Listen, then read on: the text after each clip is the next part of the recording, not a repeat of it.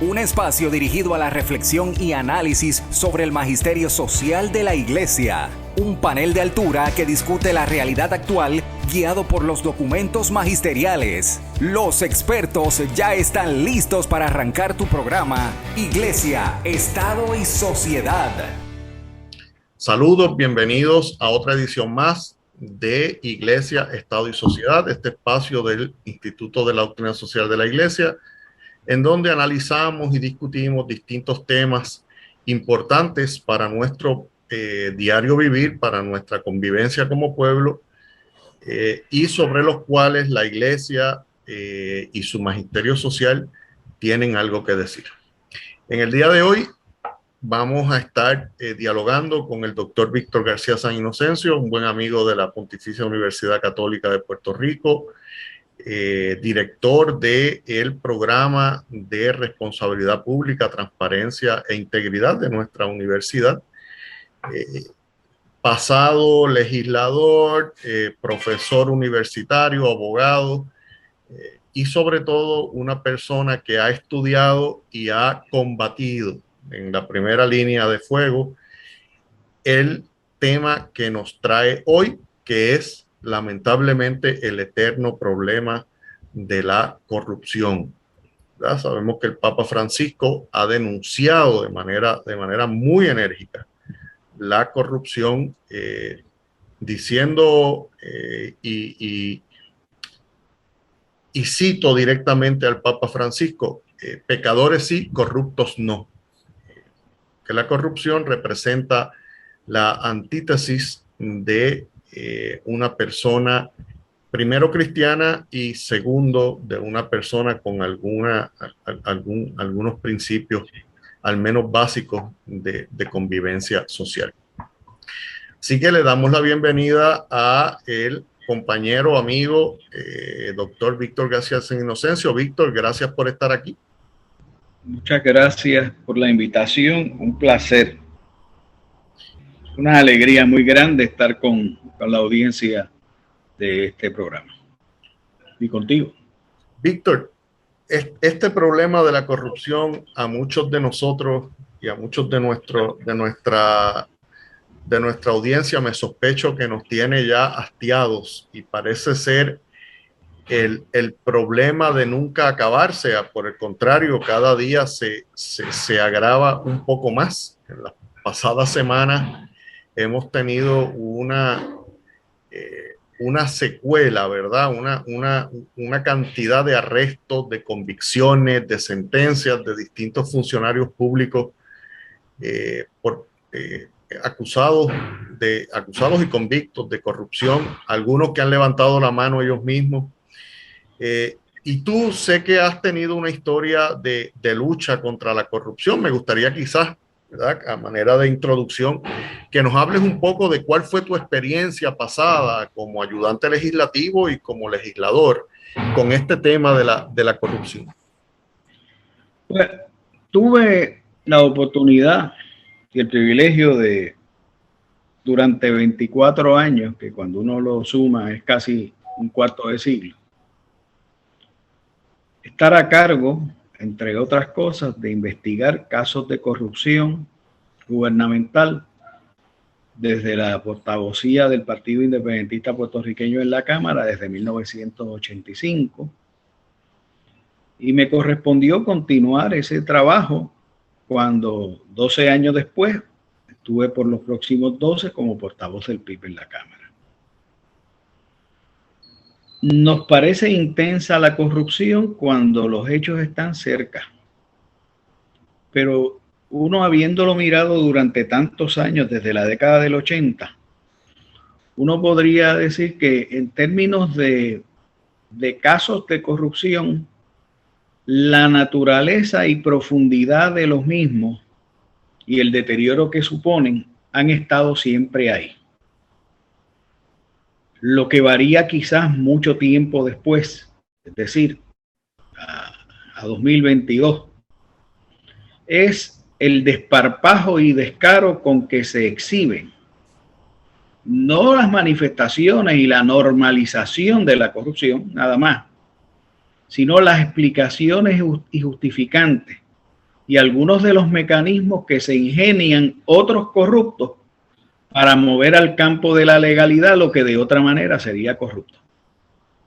Es decir, hoy es mucho más palpable que una de las estrategias de normalización de la corrupción más fuertes es la de mover al terreno de la legalidad lo que es corrupto o lo que era evidentemente corrupto. De manera que puede haber muchas cosas que son legales y corruptas a la vez.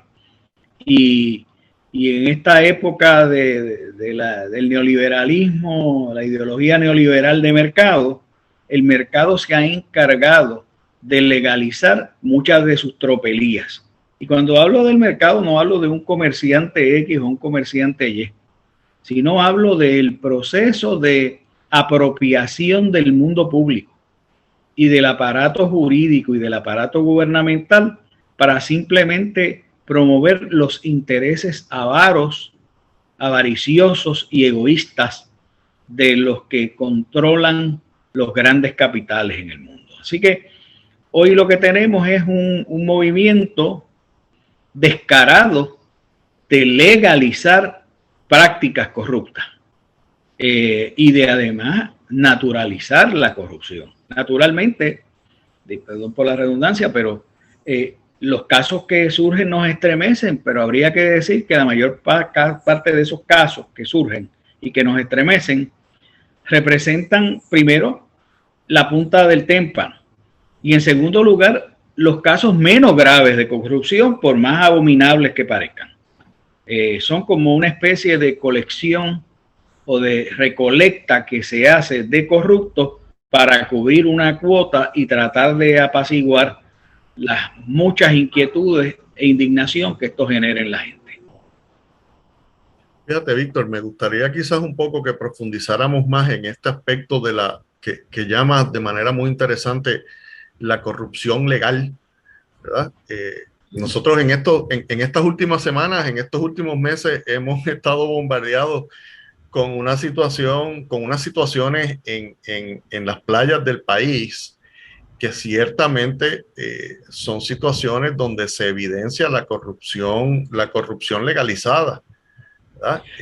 Estamos en Bahía de Jobos, en Salinas, el asunto del condominio allí en la playa en Rincón, ¿verdad? Construcciones que se hicieron a todas luces con el beneplácito del Estado, en muchas ocasiones con permisos expedidos por el Estado para que se hicieran, cuando no se debieron hacer porque legalmente no era válido construir donde se construyó. Entonces, y todo el mundo levantó la mano y nadie sabía nada, nadie hizo nada, nadie intervino en nada, pero la realidad es que las construcciones están allí, se hicieron y se hicieron de manera incorrecta. Me gustaría escuchar tu opinión al respecto. Bien, voy a distinguir dos tipos de casos. La corrupción legalizada para mí es la grandota. No está en una costa o en otra de Puerto Rico. Está, por ejemplo, en quien consigue mediante la influencia económica adentrarse en los procesos políticos para modificar las leyes que hacen permisible unas conductas a todas luces que atentan contra el bien común. Esa es la corrupción grandota. Citizens United, una decisión del Tribunal Supremo de los Estados Unidos del 2010, es el ejemplo más grande de la corrupción legalizada. Porque ahora es legal. Ahora tú puedes crear PACs, puedes hacer grandes donativos e influenciar procesos políticos. Y es perfectamente legal. Mientras lo haga dentro de unos parámetros. Hay gente que se dedica a botar la bola, como pasó recientemente en Puerto Rico. Y una cosa que está hecha para que no sea hallada ilegal nunca, o casi nunca, pues la desbordan, hasta eso lo desbordan. Pero para mí esa corrupción legalizada, esa es la corrupción legalizada. ¿Y por qué te digo que la otra no lo es? La otra es institucionalizada. Pero no es legal porque puede llegar un momento en que se le pidan cuentas, si se quiere, a los que cuando la ley no lo permitía simplemente se hicieron de la vista larga o autorizaron ilegalmente algo o falsearon algún documento o cometieron algún delito en el camino. Yo te diría que a ese tipo o posibilidad de espectro de razones es que corresponden los casos estos de las costas, que no dejan de ser absolutamente, no hay adjetivo, no hay adjetivo. Hay que rechazarlo, son un insulto a la naturaleza, una puesta en peligro de la gente, una trágica contribución al deterioro del planeta, de la casa común, y un acto de egoísmo salvaje, por el cual algunos podrían tener que pagar porque no tienen una patente de corso, no tienen una licencia para hacer eso, aunque lo hayan hecho.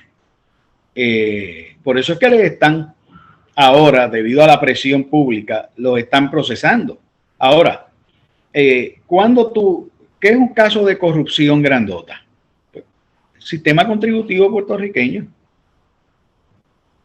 Usted le da exenciones, créditos contributivos y además invierte miles y miles de millones de dólares en las personas que se llevan del país enormes ganancias, pero enormes, es que no hay manera de describirlo.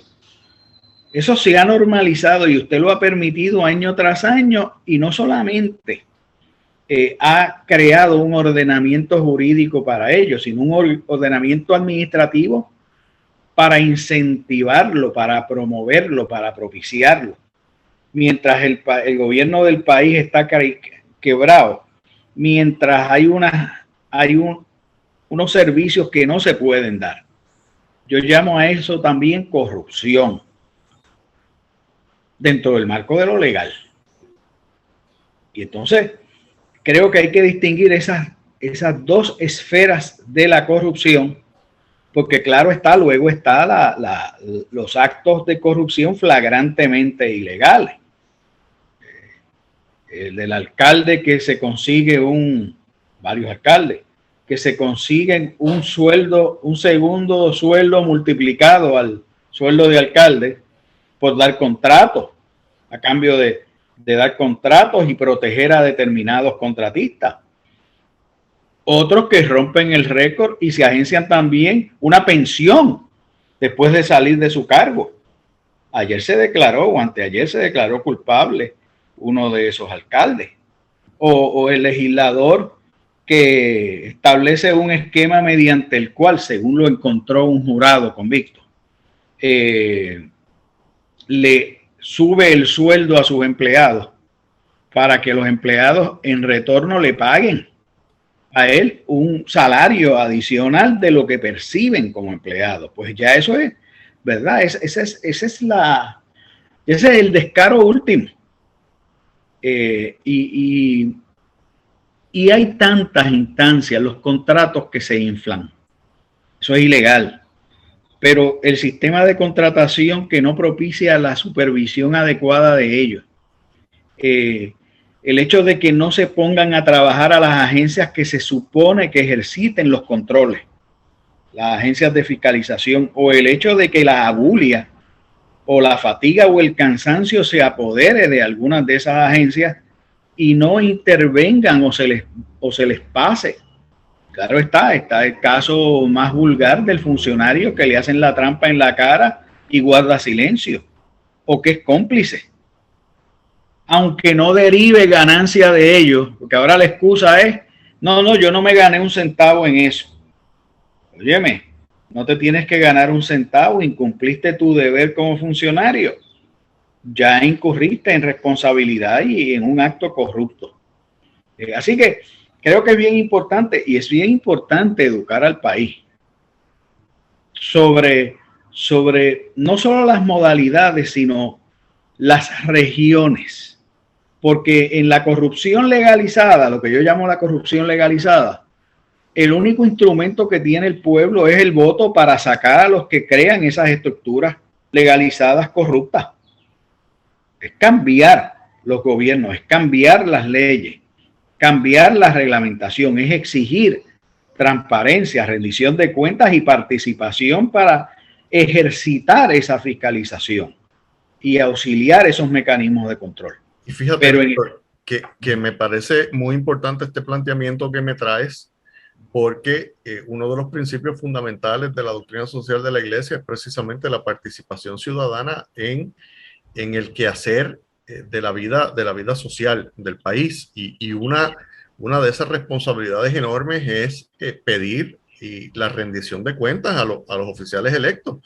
El emitir un voto no es darle patente de corso a una persona durante 4 años para que atropelle o actúe al margen de la legalidad y luego quedarnos callados y esperar 4 años más. De hecho, recientemente en un foro que celebramos en la Pontificia Universidad Católica, precisamente el secretario de Justicia del país, Domingo Emanuel Hernández, hacía este señalamiento de que la ciudadanía tiene que estar educada para pedir precisamente la rendición de cuentas y sacar del poder a las personas que le fallan al país. Y para exigir que se creen instrumentos participativos reales. Yo me llevo años proponiendo que no haya una agencia del gobierno donde no haya una junta supervisora de ciudadanos. En todas, que no haya una comisión legislativa donde no haya ciudadanos. Pero evidentemente quienes detentan para lo que sea la apariencia del poder en Puerto Rico o la autoridad delegada por el Congreso de manejar la cosa pública, los presupuestos y las contrataciones, pues esos no tienen ningún interés en que la ciudadanía meta la mano, ni participe, ni fiscalice. Y de hecho ven con muy malos ojos a quienes fiscalizan desde dentro. Uno de los grandes problemas, retorno ahora a tu primera pregunta, ¿verdad?, que yo tuve es que yo me ganaba la mala voluntad y la animadversión o animosidad de las personas contra cuyos planes, bien fuera legislativos o de otra naturaleza, uno arremetiese. Porque es que hay que quitarse el velo de la candidez y la ingenuidad. De la misma manera que el bien existe, el mal existe. Y la corrupción de unos seres humanos y de unas entidades es parte de ese mal, de ese engranaje. No representa todo el mal, pero es una parte que instrumentaliza el mal, que permite que se manifieste y que cree las grandes inequidades que vivimos aquí y en todas partes. Yo estoy muy ocupado muy recientemente con ese tema tan elusivo que es el tema de la verdad y de las verdades. Pero me parece a mí que lo que más agrava este momento en que vivimos en la historia, este primer quinto de siglo, donde andamos, es que se le ha perdido todo el respeto a la verdad. Es una devaluación tan profunda de la verdad. Una cosa que veníamos observando cuando redactábamos el Código Penal a principios del milenio, 2000 empezando. Yo propuse que modificáramos el delito de perjurio para ampliar las modalidades del perjurio. Solo se adoptaron 3. Y una que se adoptó de manera contundente fue cuando una persona afirmaba saber algo bajo juramento y no le constaba. Que no es mentir inconsistentemente en 2 declaraciones juradas, dar 2 versiones distintas.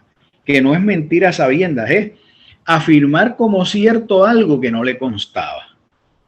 Pero durante todos esos años yo tuve oportunidad de interrogar en miles de vistas en el Capitolio. Me dejaron hacerlo desde el 85, cuando era asesor. Yo vi cómo se fue degradando el respeto por la verdad, siquiera el temor por el perjurio, y cómo las personas mentían descaradamente, algo que había visto temprano en mi carrera como abogado en los tribunales. y se tenían muy pocos instrumentos. En teoría estaba el instrumento de elevar el expediente para iniciar un proceso de perjurio, pero la ley era insuficiente y hoy día todavía es insuficiente.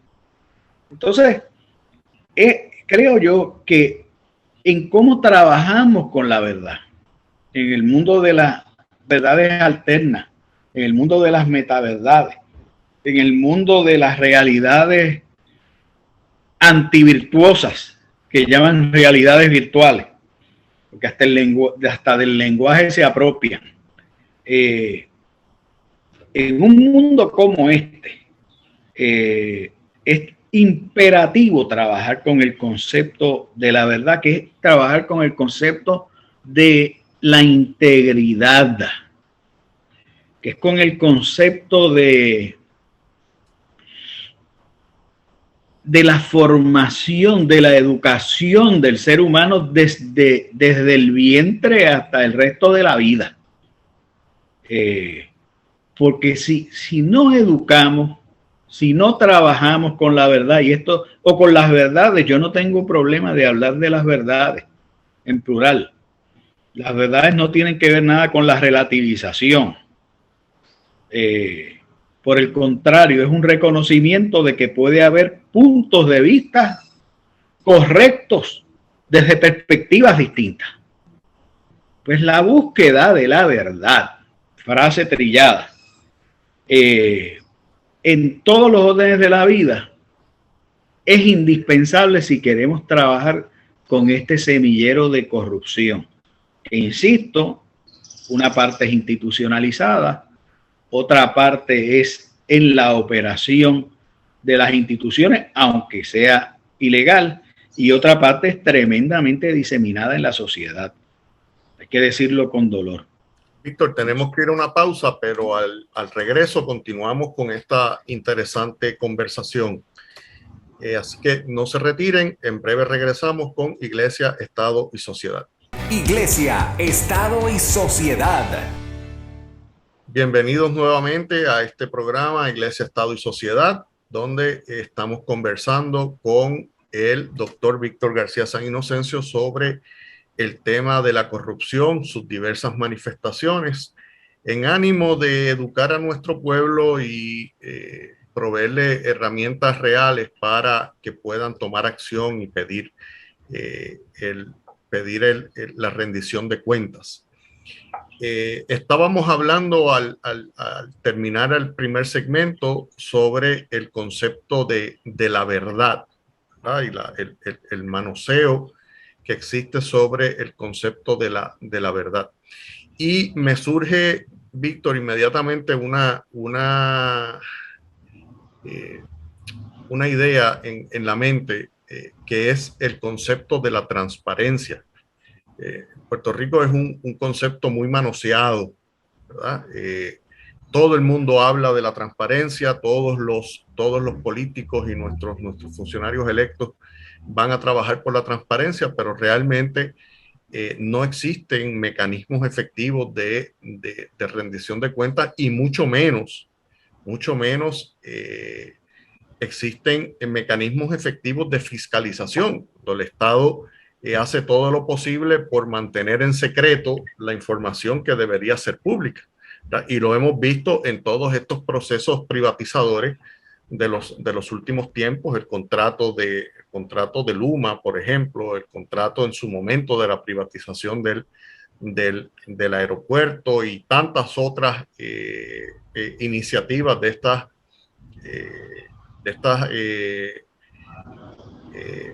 las llamadas las joint ventures, los APP, ¿verdad? Las llamadas APP. Y me gustaría tu comentario, porque en Puerto Rico realmente tenemos acceso, y tú que estuviste en ese mundo, el ciudadano de a pie tiene acceso a la información pública que le permita generar su propia opinión y fiscalizar efectivamente. No, claro que no. Y te digo, yo pasé buena parte de la década de los 80 y parte de los 90 llevando casos contra funcionarios que le escondían información hasta un portavoz de una delegación legislativa, en este caso la del PIB. muchos casos. Y la jurisprudencia no estaba firme, como de hecho ahora está en peligro.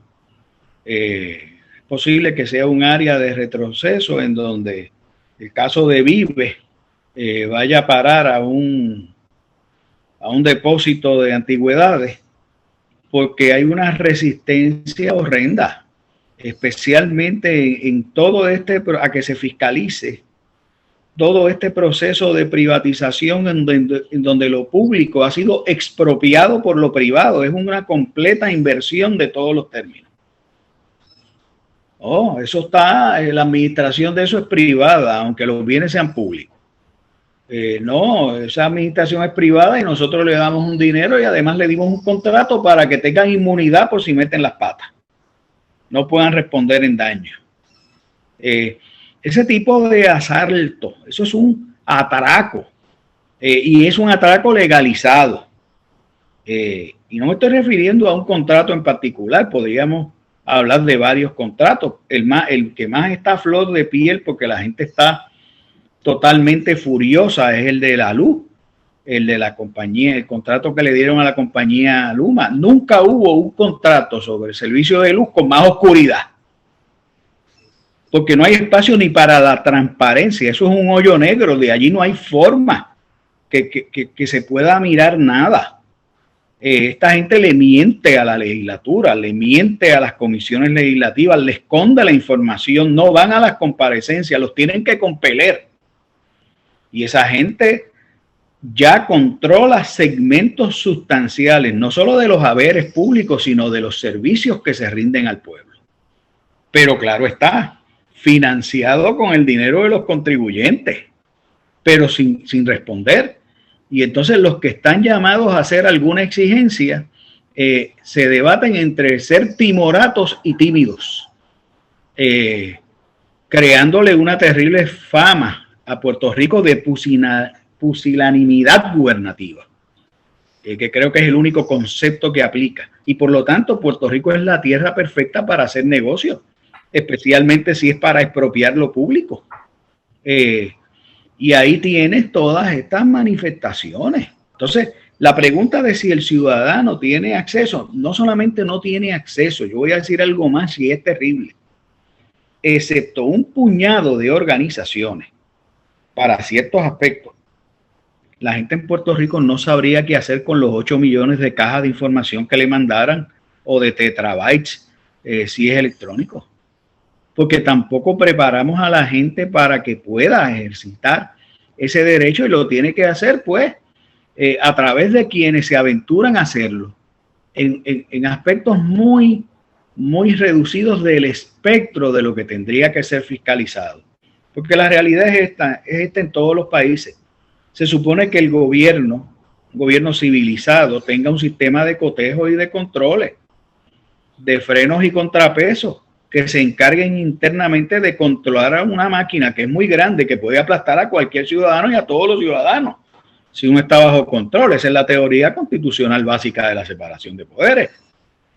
Pero eso no se ejercita en casi ningún sitio, y en Puerto Rico la precarización de los entes fiscalizadores y la nulidad investigativa de la Asamblea Legislativa, que tiene decenas y decenas de comisiones que cada una podría ser un ministerio de investigación y fiscalización, no operan, porque operan otros negocios.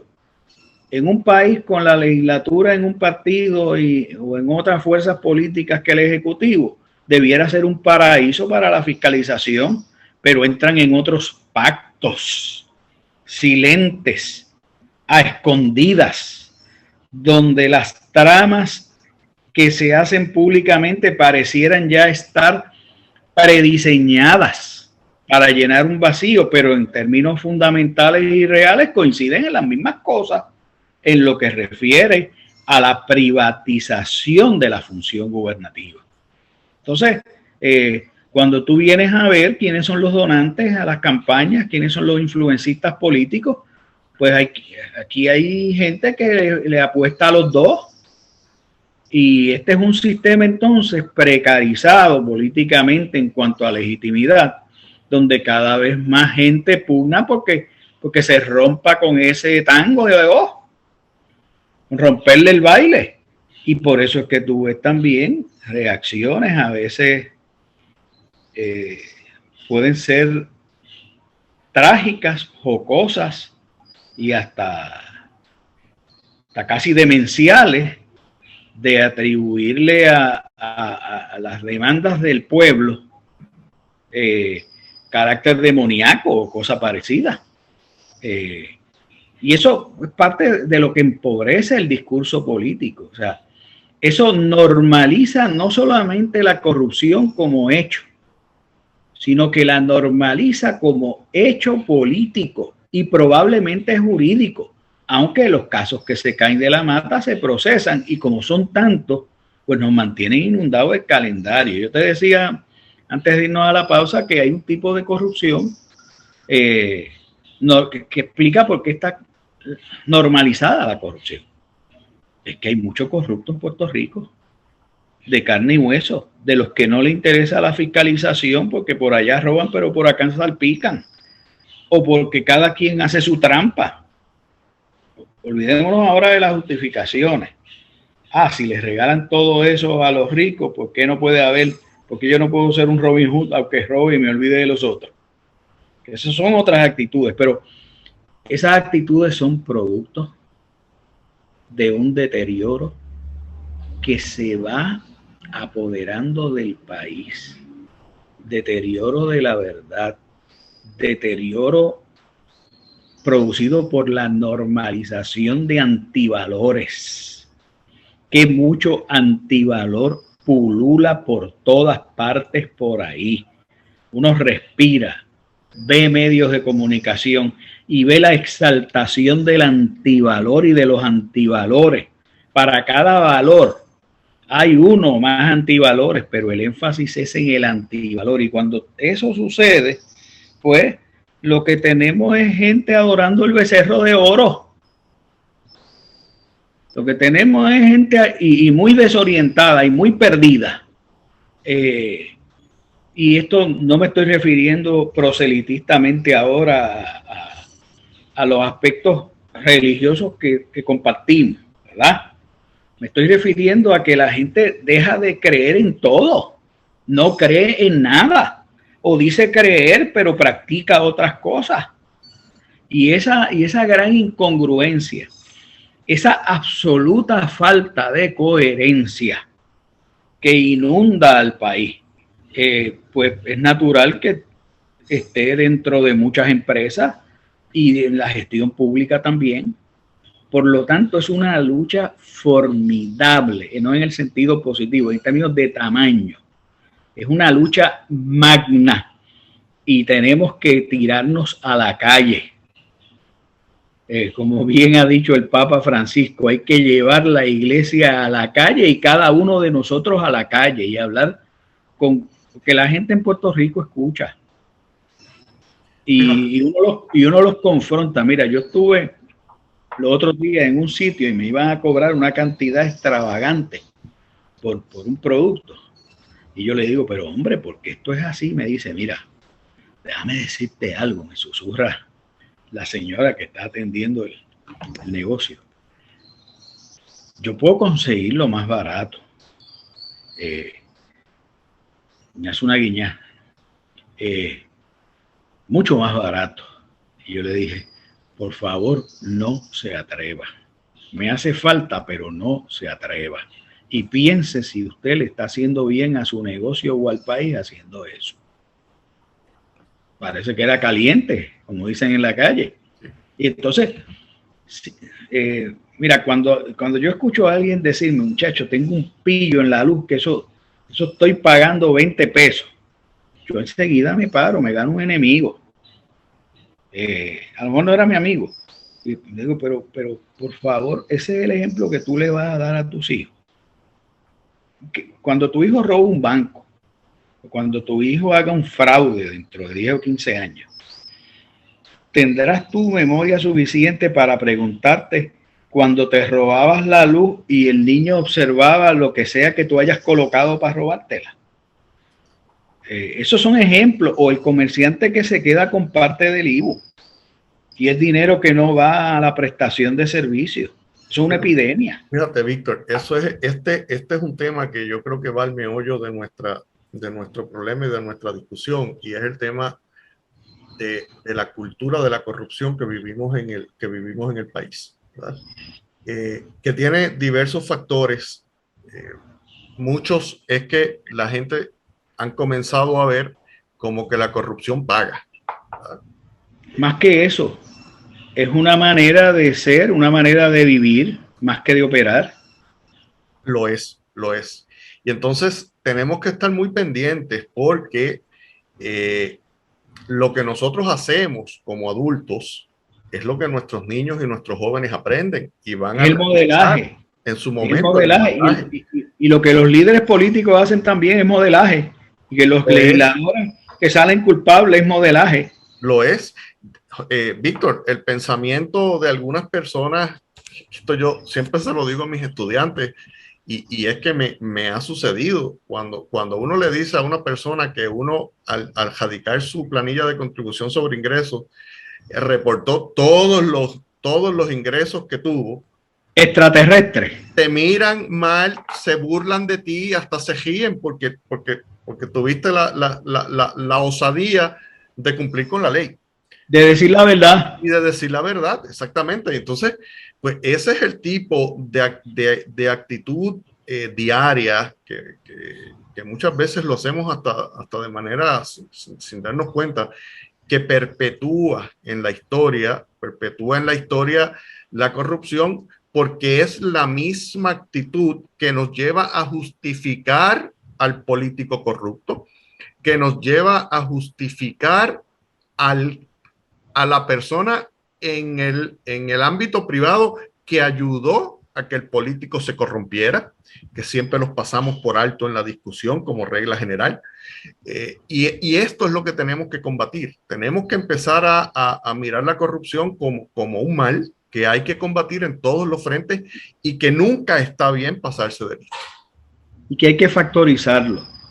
Por ejemplo, si nosotros pudiésemos trabajar con la asfixia que tiene muchísima gente por consumir y por el confort, si nosotros pudiésemos trabajar con ese irrefrenable hedonismo y gasto de las personas, que me imagino que están buscando consuelo sobre otras cosas, mal consuelo, dicho sea de paso, nosotros tendríamos ahí un factor con el que trabajar que nos ayudaría a reducir la gula y la avaricia. Estoy hablando de los pequeños, pero eso también sobre los grandes. Es que no tienen límite. La avaricia es tal que sectores que se consideraban estrictamente de servicio y de promover lo público, como la salud pública, se ha convertido en una mina de ganancias obscenas que se le salen las babas a las compañías aseguradoras, para mencionar algunas, y generalizo, claro que generalizo, porque son ganancias exorbitantes. Y es lo único que te explica cómo, teniendo 3 veces más fondos para la salud y menos gente en Puerto Rico, los servicios se sigan precarizando y se siga convirtiendo a las personas que prestan esos servicios, a los proveedores, en esclavos de esos entes corporativos. Y es un ejemplo, es un simple ejemplo, pero te da una idea de que tenemos que trabajar con los factores. ¿Por qué no le limitamos las ganancias a esas compañías? ¿Por qué? Porque las nutrimos. ¿Por qué el gobierno no interviene? Son tantas cosas. ¿Por qué no trabajamos con el ahorro? Fíjate, en ese sentido, tú has tocado un tema que va directo a la afirmación que voy a hacer de que la corrupción tiene un costo, y tiene un costo económico y social. Tú has tocado el tema de la privatización del proveer servicios de salud a los médicos indigentes en el país, que desde hace años, ¿verdad? Hoy día, como tú decías ahorita, el contrato que está en boga y en manos de todos es el contrato de privatización del proceso de distribución de energía eléctrica en el país. pero el proceso de privatizar la salud pública comenzó en Puerto Rico en los 90. Los racionamientos son horrendos. Las citas se están dando para el doble de tiempo que antes de la supuesta reforma de salud. Y que con la venta y privatización de hospitales comenzamos a perder taller para nuestros médicos internos y nuestras especialidades, los talleres de residencia de los médicos, con la consecuencia que hemos tenido de que se van al extranjero a estudiar y luego no regresan. Y con el racionamiento de servicios de salud y el maltrato a la clase médica, cada día tenemos menos médicos especialistas en el país. Y a otros profesionales de la salud, por eso es que se van. Sí, y eso pone en precario nuestra vida como sociedad. Hubo un mito que se iba por ahí por las demandas. Hombre, se han reducido dramáticamente, le han hecho leyes especiales para manejarlas de otra manera. Se van a lugares donde pagan 3 y 4 veces los seguros de impericia, más caro, porque ganan 3 o 4 veces más. Claro. Y van buscando pues esa orientación económica. Tenemos que descomponer los conceptos grandes que atragantan. Son ruedas de molino. Corrupción es un concepto muy grande y muy genérico. Tenemos que atender el tema del consumo, el tema del ahorro, el tema del hedonismo, el tema de la avaricia. Tenemos que entender que esto es una sociedad que ha tenido doble vara por demasiado tiempo en demasiadas cosas. ¿Sabes? Esto es una sociedad que proclamaba la dignidad del ser humano como lo más grande, a tenor con la Declaración de los Derechos Humanos y del Hombre del 1948 y que lo puso en su Constitución, y se violaban sistemáticamente la dignidad y los derechos, y el discrimen político se hizo rampante contra miles y miles y miles de personas por parte del gobierno mismo. Es un ejemplo, doy ese ejemplo, pero hay muchos ejemplos. Aquí se proclamó un programa de desarrollo para sacar al país de la pobreza, pero se puso en la Constitución que cualquier chavo que tú le prestaras al gobierno estaba garantizado primero que los servicios básicos. Eso se hizo ahí, pero esto no es ahora. Mira, nosotros tuvimos un corsario llamado Miguel Enrique, que era un zapatero, hijo de zapatero del viejo San Juan, que consiguió una licencia para asaltar barcos de países enemigos, Francia, Inglaterra, España, de la corona española, y tenía derecho a 1% de lo que sacara. Con el tiempo levantó una flota de 50 barcos, la más temida en el área del Caribe. Asolaba todo el Caribe. Y una fortuna tan y tan grande que le permitió, cuando no llegaba el situado mexicano, pagar el presupuesto del país. ¿Te suena similar? Digo, no son tan generosos los de ahora. Generosos entre comillas. Enrique quiso abarcar tanto que lo último que hizo, ¿tú sabes qué fue?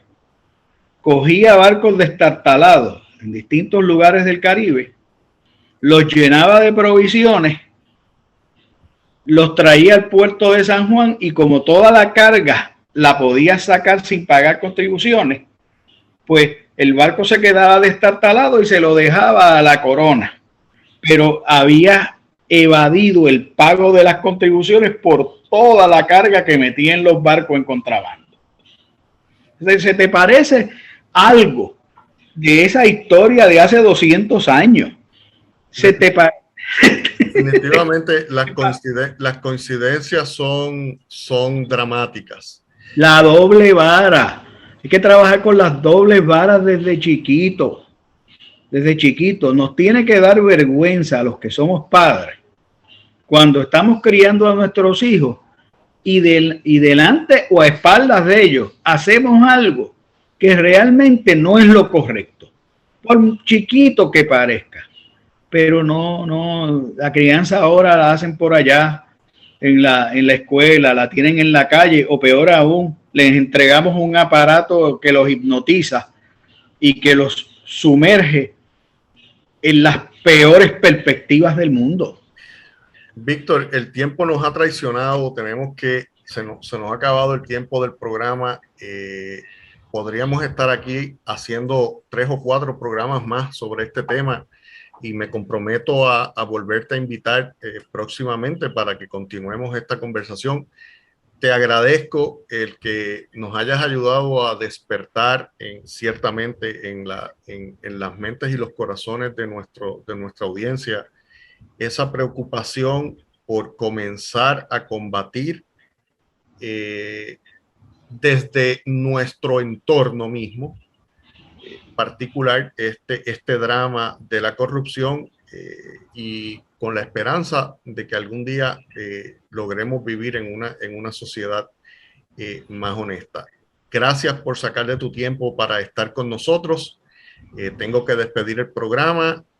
Gracias a todos por su sintonía y los espero la próxima semana a esta misma hora por Católica Radio en otra edición más de Iglesia, Estado y Sociedad. Que Dios los bendiga a todos. Iglesia, Estado y Sociedad es una producción del Instituto de Doctrina Social de la Iglesia de la Pontificia Universidad Católica de Puerto Rico. Tienes una cita la próxima semana a esta misma hora, porque el análisis y la reflexión continúan. Iglesia, Estado y Sociedad, una producción de la Pontificia Universidad Católica de Puerto Rico.